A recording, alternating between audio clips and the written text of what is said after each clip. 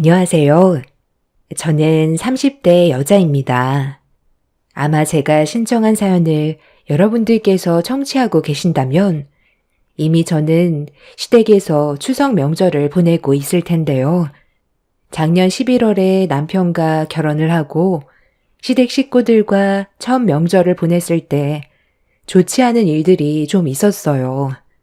시댁 생활 경험이 부족한 저로서는 많이 당황스러웠고 여러 가지로 난처해진 상황들로 인해 분위기가 심각할 정도로 안 좋아졌었어요. 처음에는 어느 정도 이해를 하려고 했었는데 도가 지나쳤던 두 형님들의 행동이 돌이킬 수 없는 결과를 만들게 되었습니다. 제 이야기의 시작은 첫 명절을 보내기 위해 시댁에 발을 들이게 되면서부터였어요. 그때 당시 이미 시댁 식구들이 한자리에 모여 있었고 저희 부부가 좀 늦게 도착한 상황이었습니다. 차가 좀 막혀서 늦게 도착을 했었는데 시부모님께서는 충분히 이해를 해주셨지만 제 위로 두 형님은 늦게 도착한 저를 이해하지 못했어요.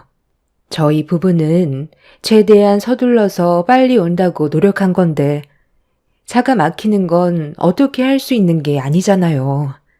그래서 시모가 오다 보면 늦을 수도 있는 거니 그런 거 가지고 뭐라 하지 말라면서 상황을 정리해 주셨지만 두 형님들은 이미 앞치마를 두르고 주방에서 음식을 만들고 있어서 그랬는지 저를 불만 섞인 표정으로 바라보고 있었어요. 전날부터 분위기가 안 좋아질까봐 죄송하다며 어색한 미소로 상황을 풀어나가려 노력했습니다. 하지만 사람 마음이라는 게 한 번 생긴 불만은 좀처럼 쉽게 풀리지 않았습니다. 이미 저는 시댁에 늦게 도착했다는 이유로 형님들에게 안 좋은 인상을 심어주게 된 거였고 관계를 회복하기에는 어느 정도 시간이 필요해 보였어요. 그래서 최대한 두 형님들의 기분이 더 이상 상하지 않게 하려고 눈치껏 행동하면서 시댁에 오자마자 정신없이 음식 준비를 도왔습니다. 첫 명절부터 쉽지 않을 것 같은 느낌이 들었고 제 예상대로 잠시 시모가 자리를 비우자마자 저에게 말을 붙이며 상당히 신경질적으로 질문을 던졌습니다. 1시간 정도 늦었다는 이유로 저를 잡아먹을 듯이 노려보던 두 형님들한테 너무 서운했었지만 최대한 좋게 풀어가려고 묵묵히 들어주고 있었는데 아무리 생각해도 이건 좀 아닌 것 같아 둘째 형님의 말에 불만이 생기게 된 저는 결국 받아치게 되었습니다. 전날부터 펼쳐진 신경전에 긴장감이 맴돌았고 둘째 형님은 제가 말을 받아쳐서 당황했는지 어이가 없다는 듯 흥분하더니 전을 붙이던 뒤집개를 바닥으로 던졌어요. 둘째 형님의 갑작스러운 돌발 행동에 당황한 저도 기분이 상했었고 서운함이 크게 다가왔던 저는 둘째 형님을 노려봤어요. 동서, 지금 나랑 뭐 하자는 건데? 뭘 잘했다고 눈을 치켜 세워. 명절 첫날부터 늦게 온 동서 잘못 아니야? 내가 동서였으면 새벽같이 출발했을 거야. 서울에서 창원까지 오는데 시간이 꽤 걸린다는 거 모르고 있었던 것도 아니었잖아. 누가 봐도 동서가 잘못했으면 내가 안 좋은 말을 해도 찍소리 하지 말고 묵묵히 들어야 되는 게 맞는 거지. 일부러 늦게 오고 싶어서 그런 것도 아닌데 너무한 거 아니냐고? 지금 상황 파악이 전혀 안 돼? 형님이랑 내가 어떤 모습을 하고 있는지 안 보이냐고. 적당히 한마디 하고 넘어가려 했는데 안 되겠네. 내가 던진 뒤집개 주워서 다시 깨끗하게 닦은 다음 여기 준비되어 있는 전 부칠 재료 동서가 혼자 다 해. 늦게 온 만큼 당연히 그에 따른 대가를 치러야지. 우리는 좋아서 이 짓 하고 있는 줄 알아? 형님, 이거 어쩌죠? 정말 큰일이에요. 하필 들어와도 개념 없는 동서가 들어왔잖아요. 앞으로 동서 정신 상태 고쳐 잡으려면 상당히 힘들겠어요. 형님이 정신 바짝 차리게 한마디 좀 해주세요. 제가 늦게 온 건 잘못한 게 맞는데요. 저도 사정이라는 게 있는 거잖아요. 늦지 않게 오려고 했는데 저희 엄마가 아침 먹고 가라는 걸 무시할 수는 없잖아요. 그건 동서 입장이잖아. 우리가 그런 것까지 이해해 줘야 돼? 그럼 동서도 우리 입장을 이해해 줘야지. 왜 동서만 서운하게 생각하는지 모르겠네. 본인은 어쩔 수 없었다고 얘기하면서 우리가 화내는 건 이해 못하겠다? 그런 억지가 어디 있어? 우리도 시댁에 도착하자마자 음식 준비하느라 얼마나 정신 없었는지 알아? 첫 명절이면 그래도 미리 와서 준비하고 있을 줄 알았는데 1시간이 넘어서 도착했다는 건 도저히 용납할 수 없을 것 같은데? 서운하게 생각해도 어쩔 수 없어. 시작부터 집안의 질서가 무너지면 앞으로 어떻게 될 것 같아? 1시간 그거 늦었다고 세상이 무너지는 것도 아닌데 이해해주면 좋을 것 같지? 한 번이 2번 되고 2번이 3번 되는 거야. 그래서 우리가 이렇게까지 예민하게 행동하는 거니? 투덜거리지 말고 시키는 일이나 똑바로 해. 두 형님들은 저를 조금도 이해해 주려고 하지 않았습니다. 진정이 서울이라 시부모님께서도 부모님과 충분히 시간 보내고 오라고 하셨지만 저도 눈치가 보여서 아침 일찍 출발하려고 했었는데 아침 식사만 같이 하길 원해서 음식 준비하는 거 도와드리고 그렇게 간단하게 식사를 끝낸 뒤 출발을 했던 거였는데 형님들이 이렇게까지 화낼 거라곤 전혀 예상하지 못했었어요. 시부모님도 저를 이해해 주셨는데 형님들이 되레 화를 내니 기분이 별로 좋지 않았어요.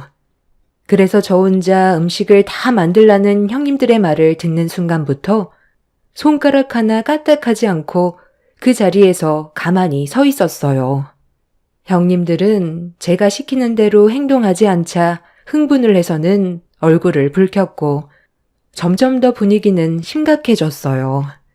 결국 바닥에 던져버렸던 뒤집개를 형님이 다시 들더니 제 얼굴을 향해 올렸습니다. 지금 뭐 하는 짓들이야? 설마 했는데 잠깐 자리 비운 사이 셋째 며느리 잡고 있었던 거니? 내가 좀 전에 너희들한테 뭐라고 그랬어? 셋째가 좀 늦어도 첫 명절이고 차가 많이 막히는 것 같으니까 그걸로 문제 삼지 말라고 했잖아. 그새를 못 참고 애를 잡고 있어? 셋째가 많이 늦는다고 투덜거리더니 결국 일을 저지르려 했구만. 너희들은 자매도 아니면서 하는 짓이 어쩜 그리 똑같니? 같은 학원에서 한솥밥 먹고 있으니까 둘이 편먹고 막내를 따돌리는 거야? 어머님, 좀 전에 무슨 일이 있었는지 전혀 모르시면서 왜 동서 편만 드세요? 저희도 최대한 좋게 얘기했고 늦게 온 만큼 좀 더 움직이라고 했던 건데 형님이랑 저한테 눈을 치켜 세우더니 아무것도 하지 않고 가만히만 있었다고요. 그래도 이 집안에 엄연한 서열이 있는 거고 손윗사람을 무시하는 행동을 하는데 가만히 있으면 동서가 앞으로 저희를 얼마나 무시하겠어요. 그래서 제대로 교육 좀 시키려고 했을 뿐이에요. 동서도 입이 있으면 말 좀 해봐. 우리가 잘못한 거야? 원인 제공은 동서가 해놓고 왜 우리가 어머님한테 욕을 먹어야 하는 건데? 더 상황이 안 좋아지기 전에 동서가 솔직하게 얘기하지. 어머님한테 좀 늦을 것 같다고 미리 연락드렸었고 충분히 이해해 주셨어요. 사고 나지 않게 천천히 오라고 하셨지만 저도 최대한 빨리 도착해서 도와드리려고 노력했는데 형님들은 저를 보자마자 잡아먹을 듯이 달려들었잖아요. 손윗사람이면 그래도 이해해주고 배려해 줄 수 있는 거 아닌가요? 너희들은 결혼 초 때 어땠는데?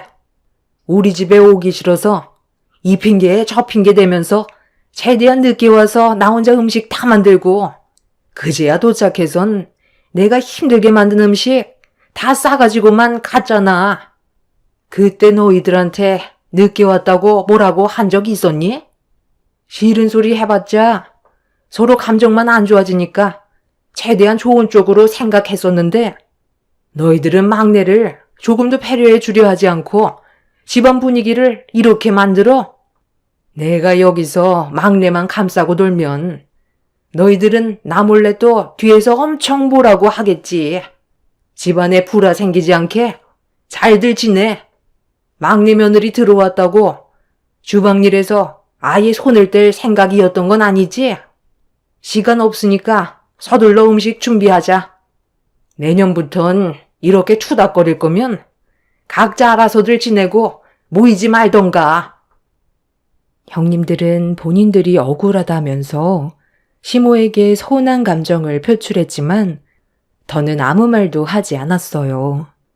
두 형님들은 저를 노려봤고 화가 덜 풀린 듯 음식을 만들면서 안 좋은 감정을 표출했습니다. 그렇게 주방에 냉전이 흐르는 상태로 어찌어찌 겨우 음식을 만들었고 모두가 한자리에 모여 식사를 하게 됐는데 남자들과 다르게 여자들은 이미 분위기가 차가워져서 표정이 어두웠었고 이런 상황을 눈치챈 남자들은 여자들 눈치를 살피면서 조심스럽게 대화를 이어나갔어요. 하지만 형님들은 말 한마디 하지 않은 채 굳은 얼굴로 식사를 하고 있었습니다. 시모는 여자들 문제니 신경 쓰지 말라면서 다른 쪽으로 분위기를 반전시키길래 저도 웃을 기분은 아니었지만 그래도 최대한 상황을 좋게 만들려고 어색한 미소로 시부와 아주어머님들이 물어보는 질문에 답을 하고 있었습니다. 그런데 아무 말 없이 음식에만 집중을 하던 두 형님들이 갑자기 저희 남편한테 이해할 수 없는 질문들을 던지면서 주방 안의 공기를 또다시 무겁게 만들었어요. 서방님은 동서가 뭐가 그리 좋아서 결혼까지 한 거예요? 저는 딱 봐도 어떤 성격을 가지고 있는 사람인지 단번에 알겠던데. 나중에 결혼한 거 땅을 치고 후회하겠어요. 좀 전에 주방에서 한바탕 난리가 났었거든요. 남자들끼리 밖에서 건물 보수하느라 모르고 있었겠지만 폭풍이 휘몰아 쳤었거든요. 동서가 들어오기 전까진 저희 정말 조용히 잘 지내고 있었던 거 알죠? 미꾸라지 한 마리가 물을 흐린다더니 볼 것도 없는 동서 하나가 들어와선 집안을 분열시키네요. 같은 회사에서 근무하다 보면 서로 가까워지는 건 당연하겠죠. 그런데 그게 진정한 사랑일까요? 업무상 친해진 걸 호감으로 착각하고 있는 거라곤 생각 안 해봤어요? 제 주위에서도 같은 회사에서 근무하다가 진정한 사랑의 감정이 아니었다는 걸 뒤늦게 알게 돼서 이혼을 하게 되는 부부들 여러 봤거든요. 제가 봤을 때 서방님도 그런 쪽에 속할 것 같아서요. 동서가 성격이 장난 아니더라고요. 웬만하면 식사 자리에서 이런 말 안 하려 했는데 다들 동서의 겉모습에 속고 있는 것 같아서요. 형수님, 말이 좀 심한 것 같은데요? 우리가 좀 늦게 온 것 때문에 그런 것 같은데 제가 좀 늦을 것 같다고 미리 연락드렸었거든요. 우리 장인 장모님께서 아침 식사 같이 했으면 좋겠다고 하셨을 때 이 사람은 늦을까봐 서둘러 가겠다고 한 거. 첫 명절이라 저도 장인 장모님과 같이 식사하고 싶어서 제가 고집 부려서 아침 먹고 왔습니다. 그게 이 사람 잘못은 아니잖아요. 제 판단하에 움직인 건데 저한테 뭐라고 해야지 왜 아무 잘못도 없는 이 사람한테 열을 올리는 거예요? 어머머머, 서방님 와이프라고 지금 감싸고 도는 거예요? 정말 어이가 없네. 내가 이런 말까진 안 하려 했는데 동서가 우리와 한솥밥 먹을 정도의 위치는 아니잖아요. 근본도 없는 집안에 검정고시 출신이면서 고래금융기업 회사에는 또 어떻게 취직했대? 그 회사에서 남들 커피나 타주면서 잡일이나 하겠지. 말 다 했어요? 형님, 저한테 뭐 자격지심 같은 거 있나요? 아까부터 정말 너무들 하네요. 도대체 이런 식으로 상황을 안 좋게 만들어서 무슨 이득을 보겠다고 함께 식사하는 자리에서까지 말을 함부로 하는 거죠? 참을 만큼 참았던 저로선 더는 좋게 넘어갈 수 없을 것 같아 형님의 말을 받아치며 목소리를 높였는데 그 순간 갑자기 저를 보며 영어로 말을 걸기 시작했어요. 옆에 있던 둘째 형님 또한 얼굴을 붉히면서 영어로 빈정대고 있었습니다. 이대 영문과를 나와 학원 강사로 일을 하고 있다는 말을 남편한테 듣긴 했었지만 제 앞에서 영어로 욕을 퍼부을 거라곤 상상조차 하지 못했습니다. 어이가 없어서 두 형님들을 바라보고 있었는데 둘째 형님이 저를 보며 비웃더니 검정고시 출신이라 못 알아듣겠냐면서 대화가 안 통한다고 깔깔거리며 큰형님과 얼굴을 마주보면서 웃고 있었어요. 번데기 앞에서 주름 잡는다고 두 형님들의 행동이 너무 유치해서 상대조차 하고 싶지 않아 말을 섞지 않았습니다. 그런 저를 보며 계속 놀리던 두 형님한테 화가 머리끝까지 올라온 남편이 자리를 박차면서 일어나 그만하라고 소리를 지르는 순간 남편 옆에 앉아있던 시모가 벌떡 일어나시더니 식탁 중앙에 올려져 있던 육전을 양손으로 들어 올려 두 형님들의 면상을 향해 사정없이 올려쳤습니다. 아무도 예상하지 못한 시모의 돌발 행동에 놀랐는지 기겁을 하고 있는데 시모는 거기에서 멈추지 않고 옆에 있던 간장 종지를 들어 두 형님들의 면상에 뿌려버리자 뭐 하는 짓이냐고 시모를 향해 소리치는데 시모의 한마디에 두 형님은 굳어진 얼굴로 저를 바라봤어요. 이대 영문과 나와 꼴랑 학원 강사 일 하는 주제에 어디서 지금 우리 막내 며느리한테 영어로 씨부리고 있어? 나도 다른 건 못 알아들어도 욕은 알아먹을 수 있다. 지금 막내 며느리가 참고 있는 거 안 보이니?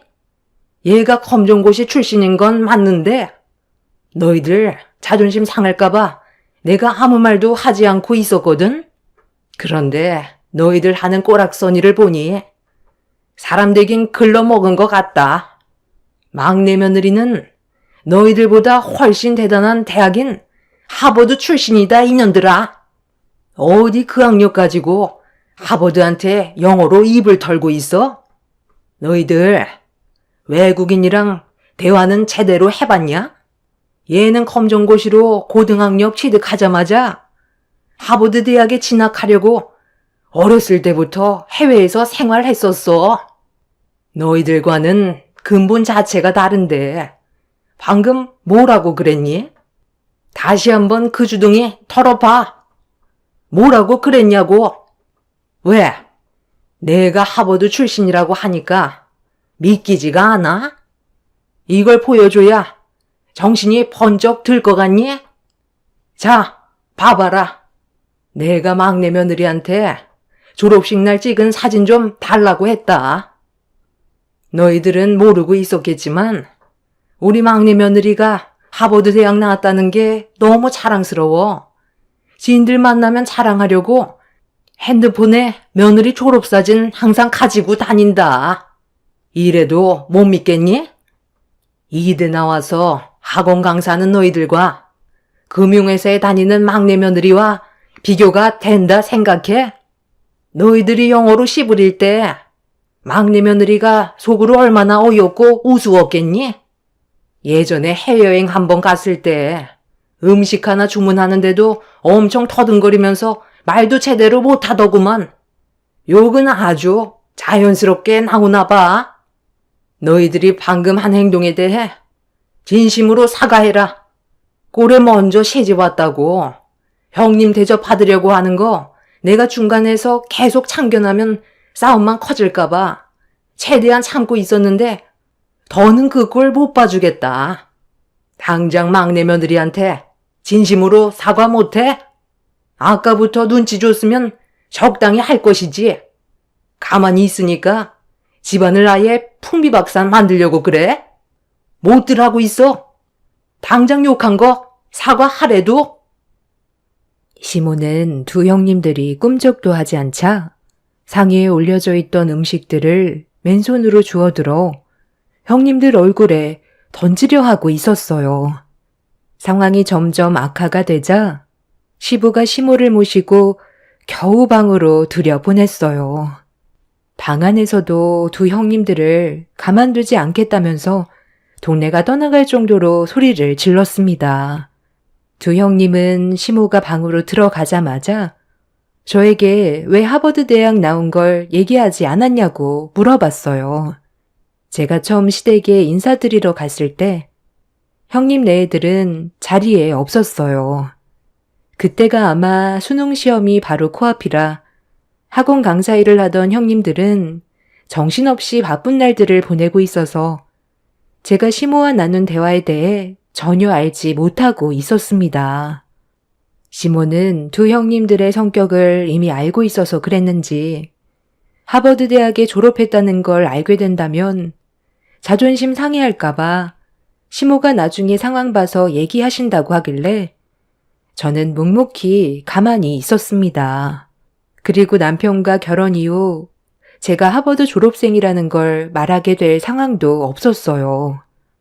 결혼 이후 각자 정신없이 지내다 보니 첫 명절날 제대로 얼굴을 보게 된 거였고 그전에는 얼굴 마주칠 일이 없던 거였죠. 두 형님들은 상당한 충격을 받았는지 얼떨떨해하며 자리에서 일어나지 못하고 있었어요.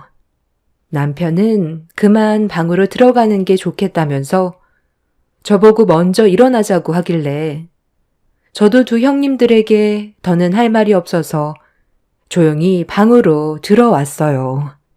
붉어진 얼굴은 자신들의 행동이 얼마나 창피한 일인지 뒤늦게 깨닫게 된 걸 여실히 보여주었죠. 저는 처음부터 하버드 대학교에 진학하려고 이미 부모님의 도움을 받아 준비를 하고 있었어요. 하버드 대학에 진학을 하기 위해선 미국 수능인 SAT라는 시험을 봐야 하는데요. 이 시험이 미국 학교 기준으로 고등학교 2학년이 치르게 되는 시험이라 이 시험을 외국인이 치르기 위해서는 고등학력이 필요하기 때문에 고등학교를 졸업해야 되는데 저는 졸업장을 취득하기 위해 학교 생활의 시간이 너무 길다고 느껴져 학력 인정을 받기 위해 검정고시를 치렀던 거였어요.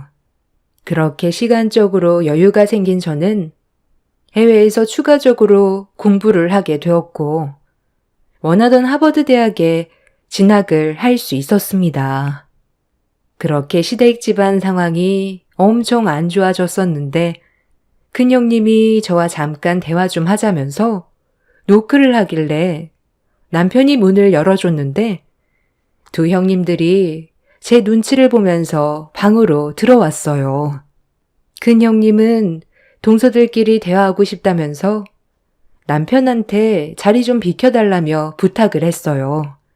그리고 잠시 뒤 둘째 형님이 저에게 먼저 말을 걸었습니다. 동서, 오늘 있었던 일들에 대해서는 내가 정말 미안하게 생각해.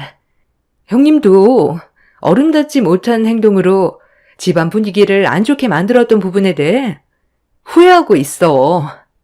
서로 오해가 쌓여서 생기게 된 일이니까 우리 좋게 풀자고. 이대로 가다간 어머님한테 뼈도 못 추리겠어.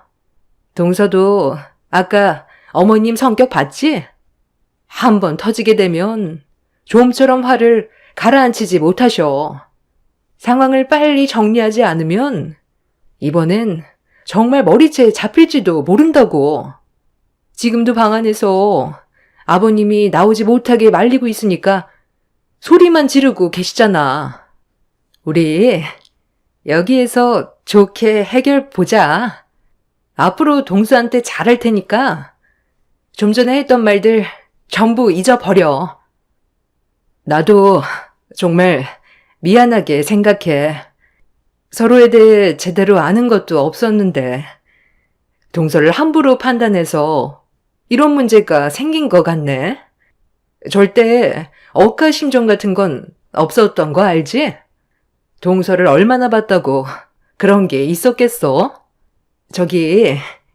그리고 내가 하나 부탁할 게 있는데 현재 우리 학원 사정이 많이 어렵거든. 예전에는 페이 강사로 일을 하다 보니 생활의 부족함을 잘 몰랐었는데 결혼하고 나서 둘째 동서네랑 성공해보겠다고 동업을 했었거든. 가족들끼리 학원 하나 차리면 예전보다 삶이 좋아질 거라 생각했는데 그게 아니더라고. 여러 가지로 부딪히는 게 많았고 최근에 전염병 때문에 학원이 정말 힘들었었잖아. 그래서 폐업을 해야 되나 고민까지 하고 있었어. 최근에 다시 조금씩 안정권에 접어들긴 했는데 여러 가지로 스트레스를 받다 보니까 동수한테 좋은 말이 나가지 않았던 것 같아. 이런 안 좋은 상황 속에 정말 염치 없지만 우리 좀 살려주면 안 될까? 일주일에 3번이라도 좋으니까 조금만 짬내서 우리 학원에서 강의 좀 해주면 안 돼? 무보수로 해달라는 거 아니야.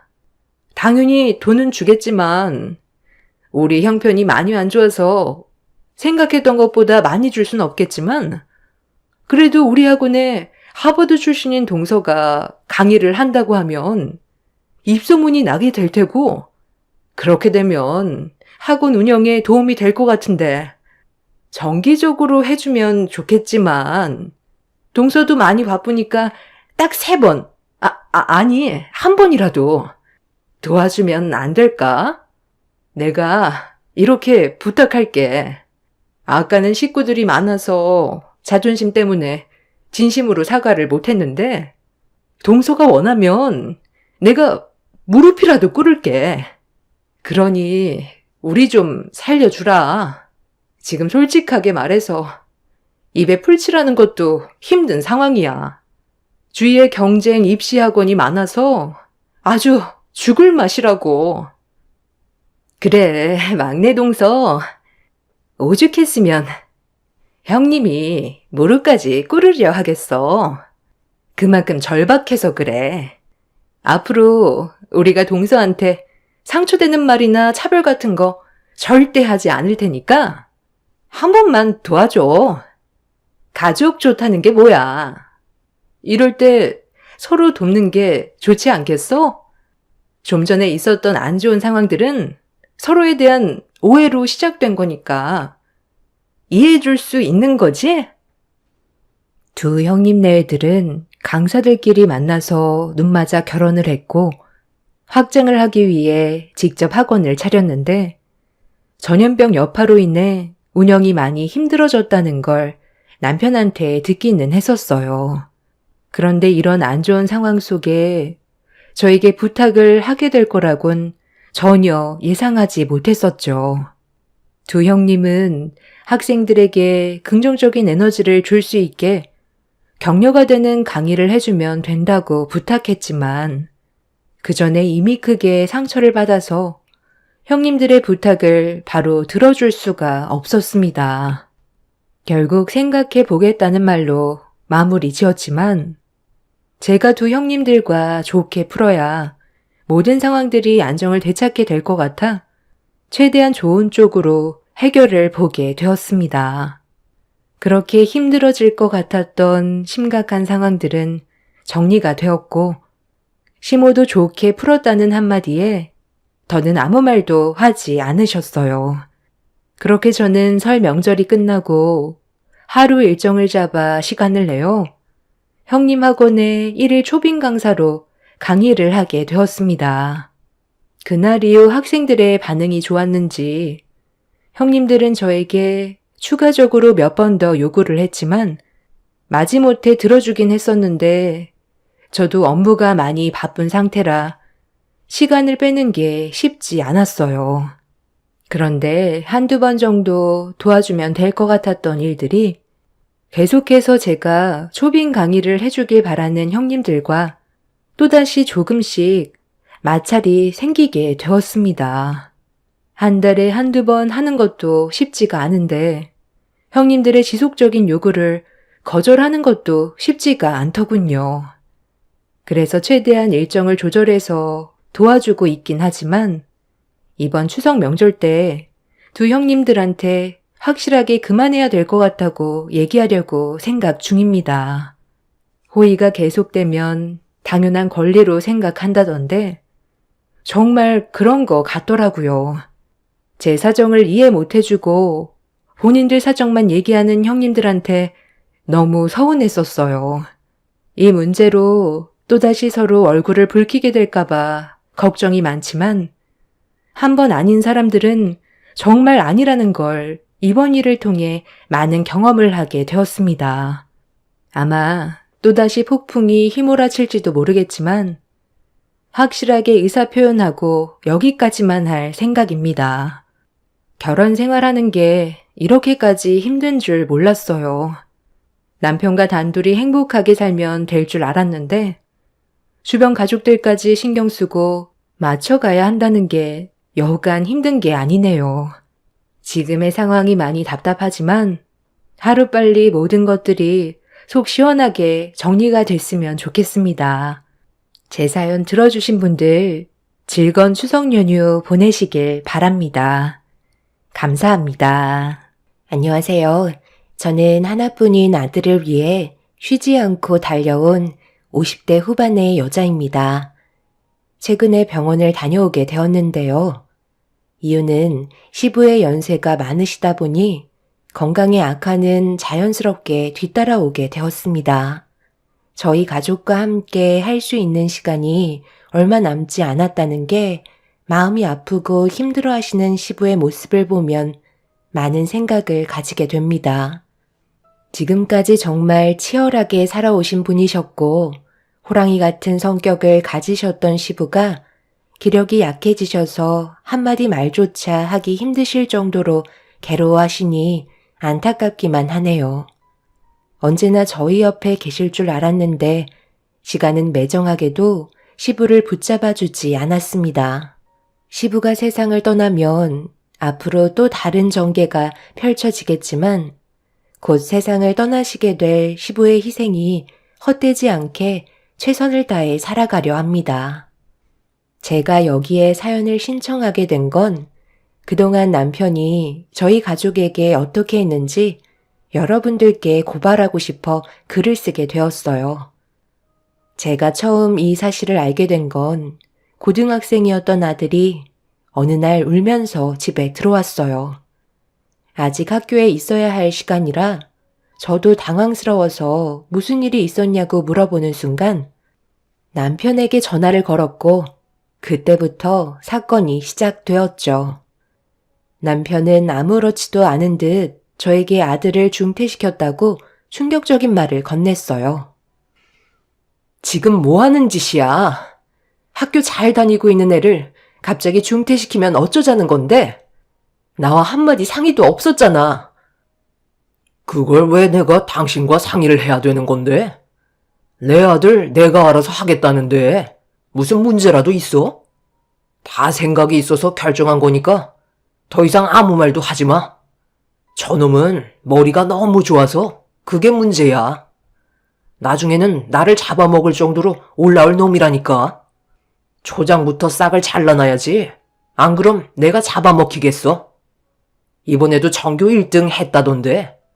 머리 좀 커졌다고 벌써부터 애비한테 대들어야 되겠어?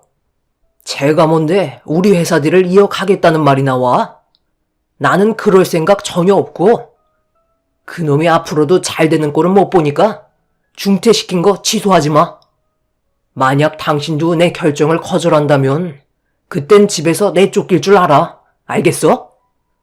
저놈은 막노동이나 하면서 살라 그래. 내가 봤을 때 그게 딱이야. 그리고 오늘 집에 안 들어가니까 그런 줄 알아.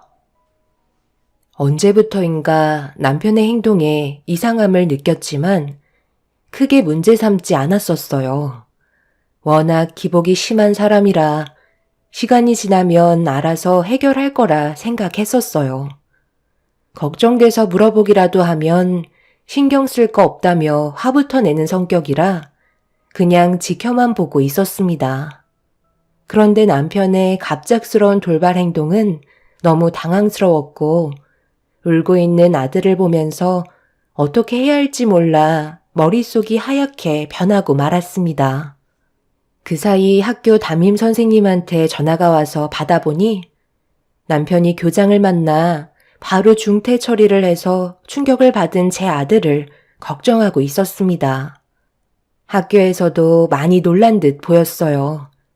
전교 1등 하던 제 아들이 갑자기 중퇴를 하게 되는 돌발 상황이 생겼으니 당황스럽긴 마찬가지였겠죠. 일단 중퇴 처리를 취소하는 게 좋을 것 같아 담임에게 취소 처리해달라고 얘기했는데 이 문제가 남편과 교장과의 단둘이 진행된 사항이라 담임이 관여할 수 있는 문제 아니라며 직접 학교로 찾아와 교장과 상담을 하는 게 좋을 것 같다고 방법을 알려주었죠. 그래서 학교로 찾아가 교장을 만나려 했지만 남편은 여러 가지 상황들이 발생될까봐 교장에게 조치를 취해 놓은 상태라 제가 할 수 있는 건 아무것도 없었습니다. 교장은 저를 전혀 만나주려 하지 않고 있었어요.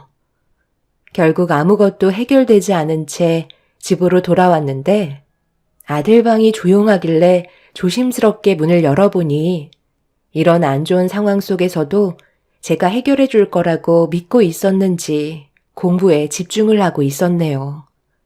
상황이 더 악화되기 전에 서둘러 해결하는 게 좋을 것 같아 일단 시어머니께 전화를 걸었고 남편이 한 돌발 행동에 대해서 침착하게 대화로 풀어나갔습니다. 그런데 묵묵히 듣고 계셨던 시모가 한마디를 하셨는데 이해할 수 없는 말들을 늘어놓기 시작하셨어요. 제 입장에서는 많이 당황스러웠고 할 말을 잃게 되었죠. 그래서 나보고 어떻게 해달라는 건데? 내가 무슨 힘이 있겠어? 지금까지 살면서 아들의 결정에 대해 토단 적 한 번도 없었는데 괜히 나섰다가 나까지 피해오면 네가 책임질 거니? 내 아들이 아무 생각 없이 그런 행동을 저질렀겠어? 그래서 안 도와주시겠다는 건가요? 하나뿐인 어머님 손자가 지금 그이 때문에 중퇴를 당했다고요. 이게 얼마나 심각한 문제인지 모르셔서 그런 무책임한 말씀을 아무렇지도 않게 꺼내시는 건가요? 제발 그 사람 설득 좀 시켜주세요. 나는 싫다. 내 손까지 넘어오게 하지 마라. 그리고 손자가 많던 적던 아들 말 안 들었다가 집안 난리 나는 걸 보고 싶지 않으니까 그냥 현실을 받아들이거라. 아니면 검정고시 보던가. 찾아보면 방법은 많이 있잖니? 괜히 일 크게 만들지 마라. 지금 그 말씀이 가족을 위한 길이라고 생각하시는 건 아니시죠? 어머님 정말 실망이네요. 다시는 연락하지 않겠어요. 그러든지 말든지 너 알아서 해라.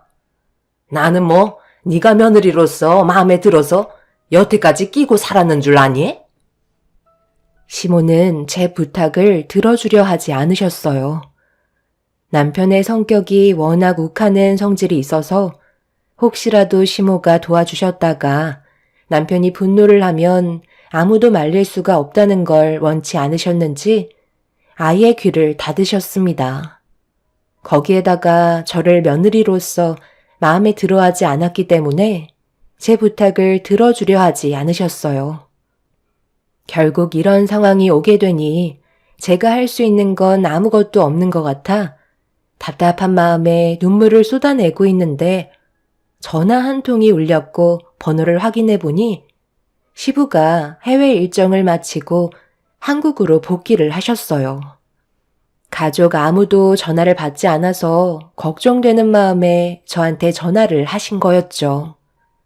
몇 년간 해외로 이주한 회사를 안정권으로 만들기 위해서 한동안 시부의 얼굴을 뵌 적이 없었습니다.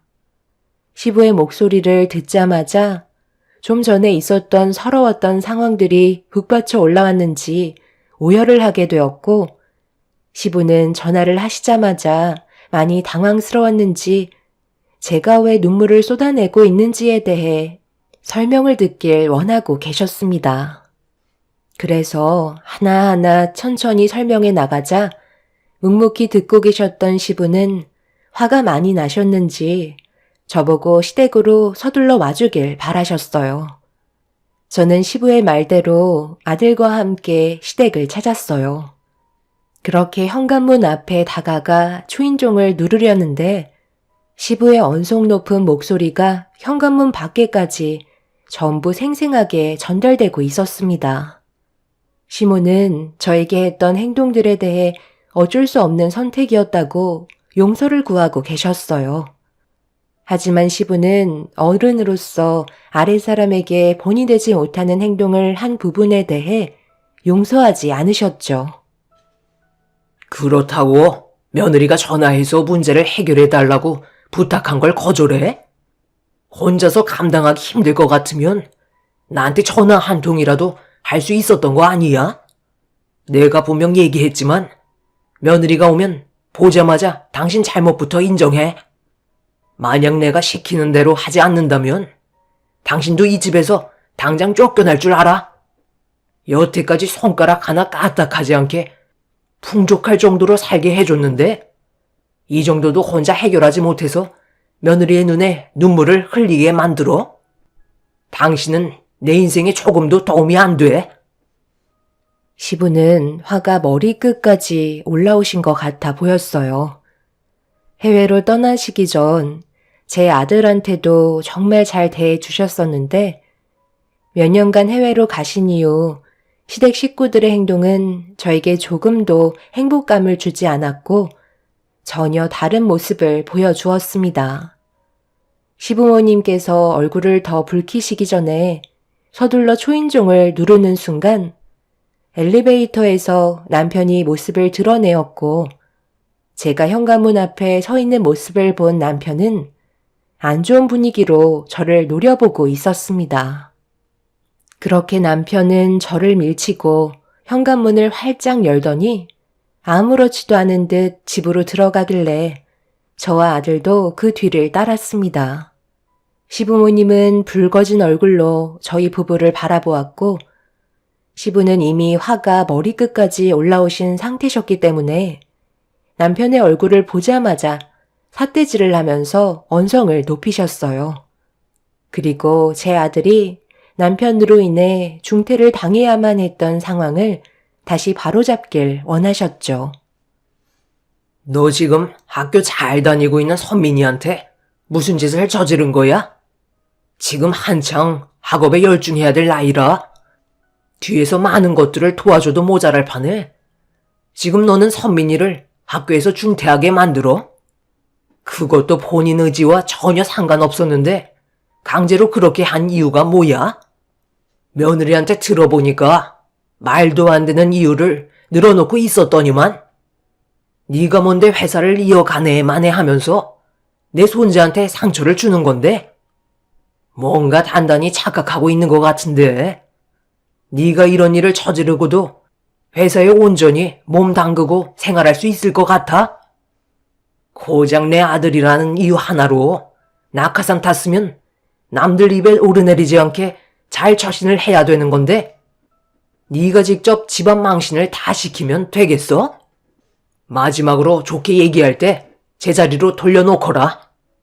그렇게 하지 않으면 그땐 말 안 해도 잘 알지? 10원 하나 물려줄 마음 없으니 생각 잘해야 될 거다. 너 말고도 회사 운영해줄 사람 회사에 넘쳐난다.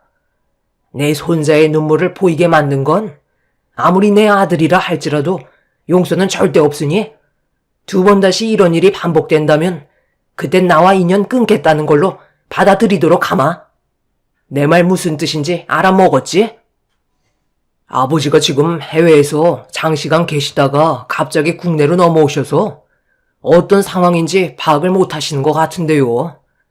저는 저놈이 나를 받고 내 머리 위를 군림하려는 모습을 절대 용납할 수 없어서 애초부터 싹을 잘라내려는 게 그게 뭐 잘못됐나요? 남편과 시부는 한참 동안 얼굴을 붉히며 목소리를 높였어요. 남편은 자기 아들을 중퇴시켰으면서 자신이 뭘 잘못했는지 전혀 모르고 있었습니다. 그런 상황 속에 시부는 최대한 감정을 억누르려고 많은 노력을 하셨어요. 결국 남편은 자신이 손해보게 될 일들이 훨씬 많다고 판단했는지 결국 아들의 중퇴 문제를 철회하게 되었고 그렇게 상황은 정리가 될 수 있었습니다. 그날 이후 시부와 남편의 관계는 더욱더 안 좋아지게 되었지만 시부는 그래도 당신 아들이라고 더 이상 이 상황에 대해 문제 삼지 않으셨어요. 많이 참고 계시다는 걸 느낄 수 있었습니다.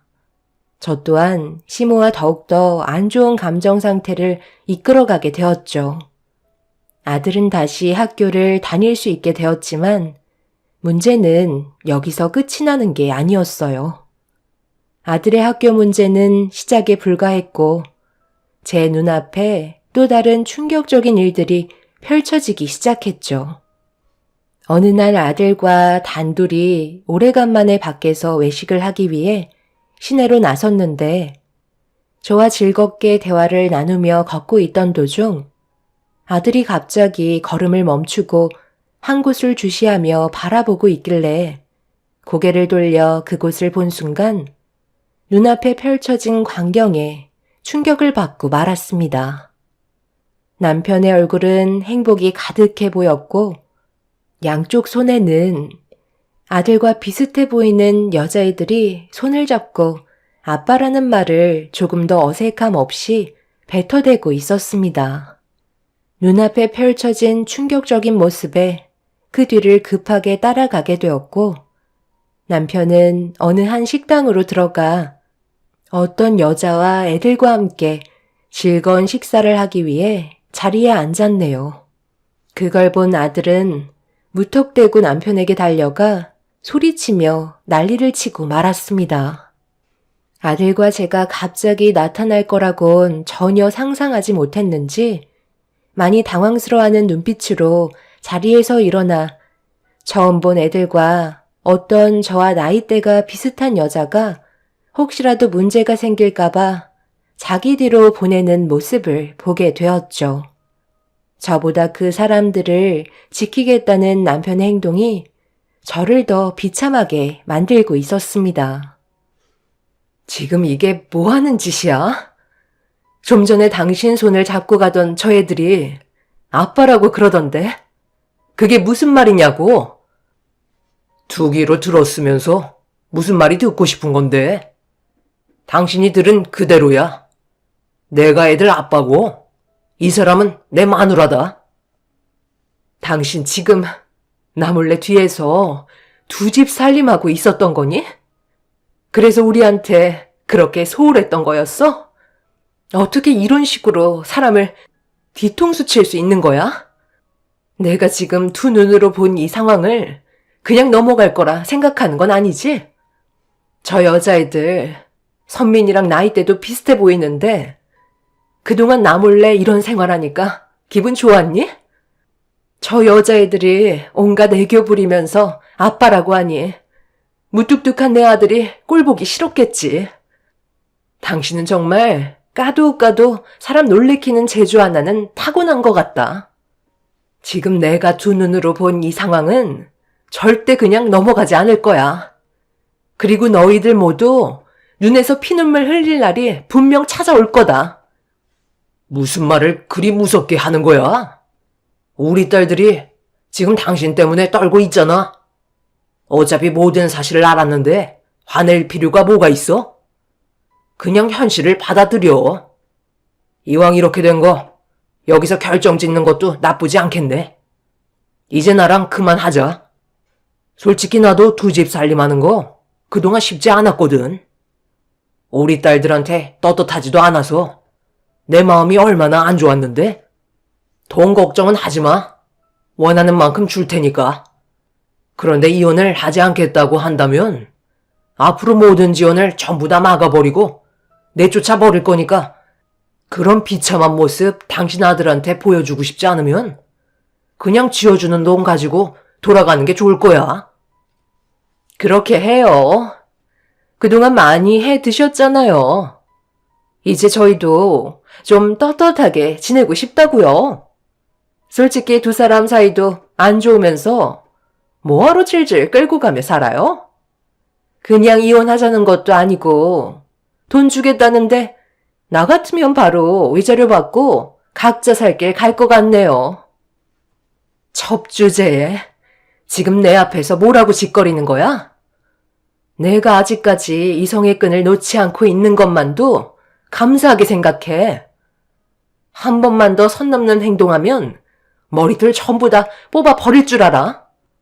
이 문제는 당신이랑 단둘이 해결할 문제는 아닌 것 같다.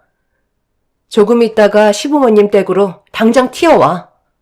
원하는 대로 가겠다면 제대로 된 절차를 밟아야 하지 않겠어? 한번 갈 때까지 가보자고.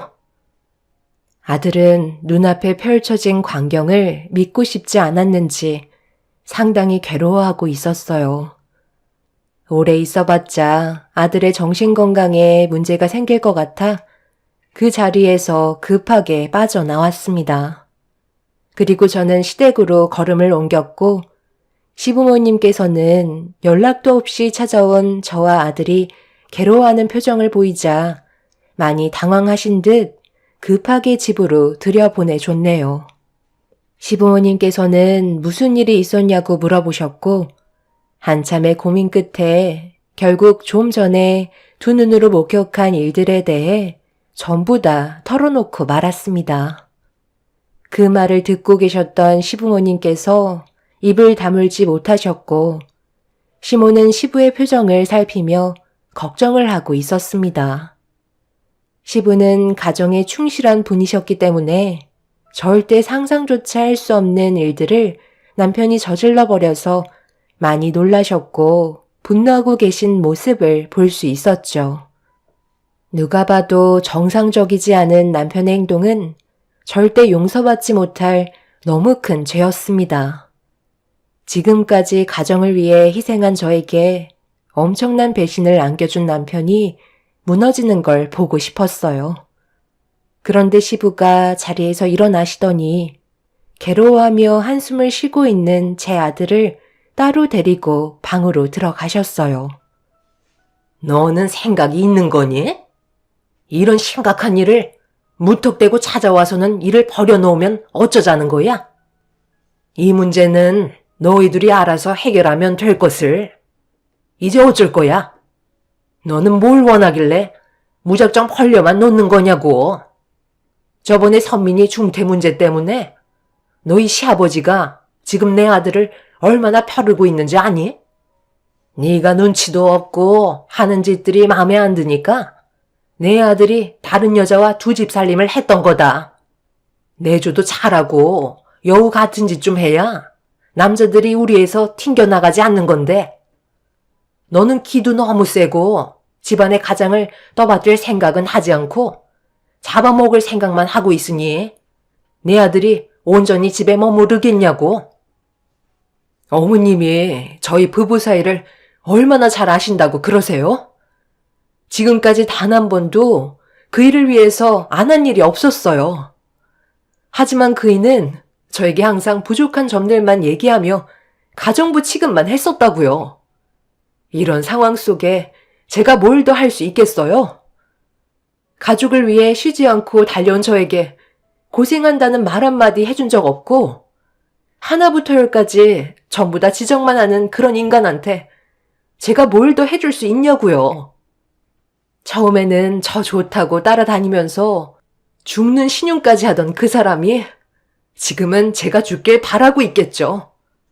그런데 저는 절대 그렇게 해줄 수 없어요. 제 두 눈으로 그이가 무너지는 걸 똑똑히 보고 눈 감을 거라고요. 얘가 지금 말하는 것 봐라. 너 아주 우리 집안을 말아먹을 작정이구나. 내가 이래서 너희 결혼 반대했던 거야. 이참에 잘 됐네. 새로운 며느리 받아들이고 너는 이제 우리 집에서 내쳐야 되겠다. 나는 내 아들 편이니 그런 줄 알거라. 그렇게 하시던지요. 어머님이 제 편이 되어줄 거라는 거 조금도 기대하지 않았어요. 누가 무너지는지 한번 보자고요. 시모는 제가 더욱더 강하게 나오자 많이 당황했는지 더 이상 말을 이어나가지 못하고 계셨어요. 지금의 상황에서 어퍼치나 매치나 좋아질 거 하나 없기 때문에 저도 더 이상 시모에게 좋은 모습 보여드리려 애쓸 필요 없다 생각했네요. 그렇게 점점 안 좋은 분위기로 고조되고 있는데 시부가 방에서 제 아들과 함께 나왔는데 아들의 얼굴에 무언가 변화가 되어 있었습니다. 시부는 남편이 전화를 받지 않는 걸로 봐선 집에 들어올 것 같지 않다며 나중에 다시 대화를 하던지 남편이 시댁에 들어오면 그때 다시 연락 주겠다고 저희를 돌려보내셨어요. 저는 시부의 말을 순순히 따랐고 아들은 시부와 단둘이 대화를 주고받은 뒤 무언가 심적으로 변화가 있었는지 집에 들어가자마자 방으로 들어가 공부에 열중하고 있었습니다. 지금 상황에서 공부를 한다는 건 정말 쉽지 않은데 아들은 자기 아빠 때문에 인생을 망치고 싶지 않다고 판단을 내린 것 같아 보였어요. 그날 이후 남편은 집에 들어오지 않았어요. 그리고 우편으로 이혼 서류만 지속적으로 보내고 있었습니다. 전화를 해도 받지 않았고 이혼 의사가 있다면 그때 전화 통화가 가능하다면서 더 이상 저와 아들을 가족으로 생각하지 않고 있었죠. 시부는 무슨 생각을 하고 계신지 시간이 지나서도 남편에게 아무런 조치를 취하지 않고 계셨어요. 분명 어떠한 액션을 취해 주셔야 하는데 남편은 어느 때보다 잘 지내고 있는 듯 보였습니다. 아들에게 시부와 무슨 대화를 나눴냐고 물어봤지만 나중에 설명드리겠다며 공부에 방해가 되지 않게 도와달라고 부탁하길래 더 이상 아무것도 하지 않았습니다. 그렇게 시간은 계속해서 흘러갔고 어느덧 아들은 고등학교를 졸업하고 대학 생활까지 끝마치게 되었네요. 저 또한 아들의 앞날이 밝아지길 원하고 있었기 때문에 성공하는 날까지 숨죽이며 언젠가 찾아올 때를 기다리며 이를 갈고 있었습니다. 남편은 자기 핸드폰 프로필 사진에 제 아들이 아닌 혼의 자식인 두 여자애들과 함께 찍은 걸 배경사진으로 올려둔 걸 확인할 수 있었어요. 분명 제 아들도 확인했을 텐데 아무 말도 하지 않는 모습을 보니 마음이 좋지 않았습니다. 혼의 자식인 두 딸들에게는 석사 과정까지 밀어주면서 제 아들은 고등학교 때 중퇴시키려 했던 그때의 상황이 떠올라 아들 몰래 눈물을 훔칠 때가 한두 번이 아니었어요. 그렇게 때를 기다려오면서 이를 악물고 살아오다 보니 어느새 시모는 췌장암으로 건강이 안 좋아지시다가 결국 세상을 떠나셨고 장례식장에서 처음으로 남편을 만나게 되었죠. 하지만 저희는 서로 남남처럼 서로를 무시한 채 각자 할 일들을 하면서 시모의 장례를 끝마치게 되었습니다. 그런데 시부가 남편과 따로 무언가 알 수 없는 대화를 저 몰래 주고받고 있었고 남편이 돌아간 뒤 시부는 저에게 걸어와 다음날 아들과 함께 알려주신 주소로 와주길 바라셨습니다. 그렇게 다음날 아들과 함께 알려주신 주소로 도착한 곳은 어느 한 중개소였어요. 그런데 남편이 저희가 중개소에 올 거라고 생각하지 못했는지 당황스러워하는 표정으로 시부를 바라보고 있었습니다. 그리고 시부는 제 아들 보고 가까이 오라며 손짓을 하셨고, 시부가 서류 하나를 건네주셨고, 아들은 서류를 건네받아 가방 안에서 사각으로 된 직인으로 서류에 도장을 찍었네요. 아버지, 지금 이게 뭐 하시는 거죠? 저 서류를 왜 저놈한테 건네주는 거냐고요? 저번에 얘기하셨잖아요. 저 건물은 이제 제 소유가 된다면서요. 그런데 저와 한마디 상의도 없이 왜 제 아들에게 회사 건물을 넘겨주냐고요? 지금 아버지가 하신 행동이 무얼 뜻하는지 알고 행동하신 거죠? 회사 운영권을 지금 제 아들에게 넘겨준 거잖아요. 저한테 뭘 원하시는 건데요? 몰라서 물어? 선민이가 어렸을 적에는 힘이 없어서 아무것도 하지 못했지만 지금은 회사 대표로 너보다 더 큰 힘이 생겼다. 우리 회사 임원들 전부 두 집 살림하면서 가족을 버린 너보다 그동안 착실하게 자신의 길을 위해 앞만 달려온 내 손자가 대표 자리에 더욱더 적합하다고 모두가 비밀리에 추첨을 했고 만장일치의 결과를 얻게 됐다. 이제 선민이가 우리 회사 대표고 나는 앞으로 선민이가 잘 헤쳐나갈 수 있도록 앞길을 닦아줄 생각이다. 여기까지가 내가 세운 계획이다. 네가 두 집 살림 하다가 들키게 된 날 그때 선민이와 따로 대화한 게 뭐였는지 알아? 너에 대한 복수를 목표로 달려가라고 얘기했다. 사람이 목표를 달성하기 위해서 여러 가지 목적이 있어야 하는데 선민이한테는 너한테 복수를 하기 위한 준비를 하라고 했지. 그래서 우리 회사의 대표가 되기 위해 지금까지 내 옆에서 준비를 하고 있었고 많은 임원들의 동의를 얻을 수 있었다. 오늘 이 시간 이후로 너한테는 모든 걸 주지 않을 거고 내 손자가 대표가 되면서 구조 조정이 있을 거다. 당연히 너는 우리 회사에서 이제 그만 나가줘야만 될 것 같다. 하지만 되돌릴 수 있는 방법 하나는 있지. 너와 두 집 살림했던 그 가족들 전부를 지금 당장 이 자리로 불러서 무릎 꿇고 손이 발이 되도록 빌거라. 자신의 잘못을 진심으로 다 뉘우치고 가족을 위해 모든 걸 정리한 다음 다시 제자리로 돌아오겠다고 한다면 내가 다시 한번 생각해보마. 하지만 그렇게 하지 않는다면 너와 나의 관계는 오늘로써 끝이다. 시부는 마지막으로 기회를 주셨지만 남편은 시부의 기회를 발로 걷어차며 자기가 꾸린 두 집 살림하던 가족들과 함께 지내면 된다고 남편은 되려 큰소리 치더니 중개소를 뛰쳐나갔네요. 절대 자신의 잘못을 인정하지 않았고 결국 남편은 시부의 회사에서 퇴출이 되고 말았습니다.